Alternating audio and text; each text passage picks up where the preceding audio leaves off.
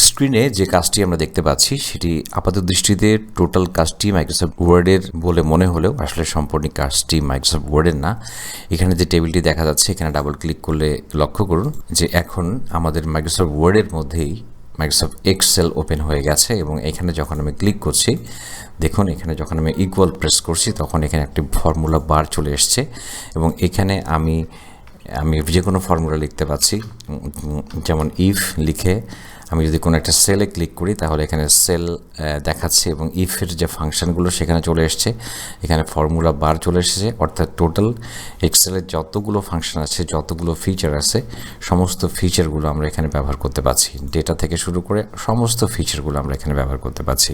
তো আসলে এটি আমরা কেন করব, কখন করব, সেই বিষয়টা নিয়ে আলোচনা করব। পুরো ব্যাপারটি দেখলে আশা করি আপনাদের জন্য অনেকেই হেল্পফুল হবে। চলুন তাহলে শুরু করা যাক। ওয়ার্ড প্রসেসিংয়ের জন্য আমরা মাইক্রোসফট ওয়ার্ডকে যতটা বেশি ইউজার ফ্রেন্ডলি মনে করি এডিটিং ফরম্যাটিংয়ের জন্য, ঠিক ক্যালকুলেশনের জন্য আসলে মাইক্রোসফট ওয়ার্ডের মধ্যে ততটা ফ্লেক্সিবিলিটি নেই, কারণ স্পেসিফিক একটা প্রোগ্রামের জন্য এক একটি প্রোগ্রাম তৈরি করা হয়ে থাকে। কিন্তু অনেক সময় দেখা যায় যে অনেক সময় এক্সেলে আমরা প্রিন্ট করতে স্বাচ্ছন্দ্য বোধ করি না, তখন সেখান থেকে কিছু ডেটা নিয়ে এসে কপি করে মাইক্রোসফট ওয়ার্ডে পেস্ট করে আবার সেটাকে ফরম্যাটিং করে, এক্ষেত্রে আমাদের অনেক বেশি সময়ের অপচয় হয়। অথবা অনেক সময় মাইক্রোসফট ওয়ার্ডেই এমন কিছু কাজ থাকে যেটা আমাদের ক্যালকুলেশন করে সেই ক্যালকুলেটর ব্যবহার করে আমরা সেই কাজগুলো করে থাকি। তা আসলে আমাদের এটার জন্য যে সময় বাড়তি অপচয় হয় সেটি আমাদের আর করতে হবে না। আমরা চাইলে মাইক্রোসফট ওয়ার্ডের মধ্যেই ক্যালকুলেটেড টেবিল তৈরি করতে পারবো এবং টোটাল এক্সেলের যতগুলো ফাংশন, ফর্মুলা, যত রকমের ফিচার আছে সবগুলো ফিচারই আমরা মাইক্রোসফট ওয়ার্ডেই ব্যবহার করতে পারবো। তো সেটির জন্য আমরা যেটি করব এবং এটি করতে যেয়ে যে সমস্ত ব্যাপারগুলো বিবেচনায় রাখতে হবে সেই ব্যাপারগুলি আমরা দেখব। আমরা মনে করছি এই টেবিলটি আমি আপাতত ডিলিট করে দিচ্ছি। মনে করুন এখানে আমাদের একটি ক্যালকুলেটেড ফিল্ড দরকার বা টেবিল দরকার। সেক্ষেত্রে আমরা সরাসরি চলে যাব ইনসার্ট ট্যাব থেকে টেবিলে এবং এখানে দেখা যাচ্ছে এক্সেল স্প্রেডশিট, অর্থাৎ টোটাল এই জায়গাটা আমরা এক্সেলের স্প্রেডশিটটাকে নিয়ে আসতে পারবো এবং এক্সেলের টোটাল প্রোগ্রামের সমস্ত ফিচারটাকে আমরা এই জায়গা থেকে এনেবল করতে পারবো।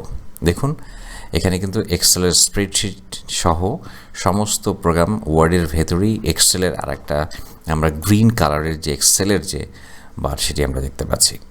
তো এখন এখানে আমরা এক্সেলের সমস্ত কাজগুলো করতে পারবো। ধরুন মার্ক লিখলাম, এখানে আমরা হয়তো রেজাল্ট লিখছি, লিখে এটাকে সিলেক্ট করে দেখুন এখানে আমরা ফিল করতে পারছি, এটাকে কালার চেঞ্জ করতে পারছি, সব ধরনের কাজ আমরা এখানে করতে পারছি। এখানে এন্ট্রি দিতে পারছি, সংখ্যা এন্ট্রি দিচ্ছি, আর এখানে আমরা কিছু এন্ট্রি করছি দেখানোর জন্য। ধরুন এখানে লিখছি। তো এখন এখানে আমরা এটাকে জাস্ট এই যে গ্রিড লাইনগুলো আমরা এনেবল করে দিচ্ছি, এখানে আউটসাইড বর্ডার, অল বর্ডার দিয়ে দিলাম। এখন আমরা যদি মনে করি এখানে কোনো একটা রেজাল্ট আমাদের ক্যালকুলেট করতে হবে, তাহলে ইকুয়াল সাইন দিয়ে আমরা ইফ যে কোনো ফর্মুলা ফাংশন ইউজ করব। এখানে আমরা দিলাম এই sell greater than or equal 33, তাহলে হয়তো আমরা দেখাতে যাচ্ছি যে এখানে পাস দেখাক, আদারওয়াইজ এখানে ফেইল দেখাক।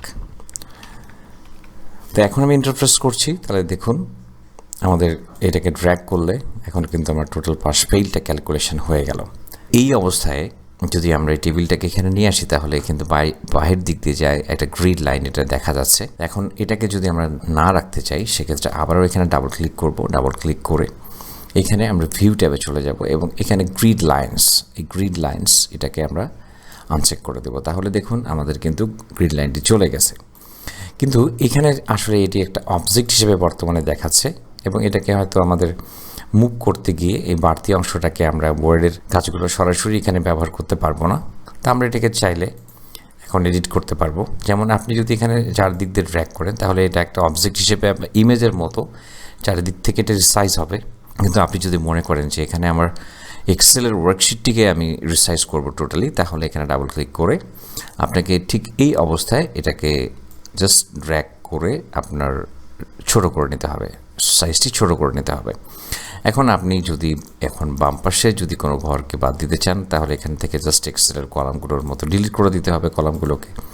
তারপর আপনার এখানে এসে এখানে জাস্ট ড্র্যাগ করে দিতে হবে, তাহলে দেখুন এখন টেবিলটি কিন্তু ছোট হয়ে গেছে। আর ডান পাশের অংশটুকু বাদ দিতে চাইলে ঠিক একইভাবে এখান থেকে আবারও এটিকে করে দিতে হবে, তাহলে এখন কিন্তু আমাদের টেবিলটি আমাদের মতো ছোট্ট হয়ে গেছে। জাস্ট এতটুকু। এবার উপরের দিকে এইভাবে আবার ডাবল ক্লিক করে ড্র্যাগ করে দিলে এটা ঠিক হয়ে যাবে, এটা কোনো প্রবলেম না।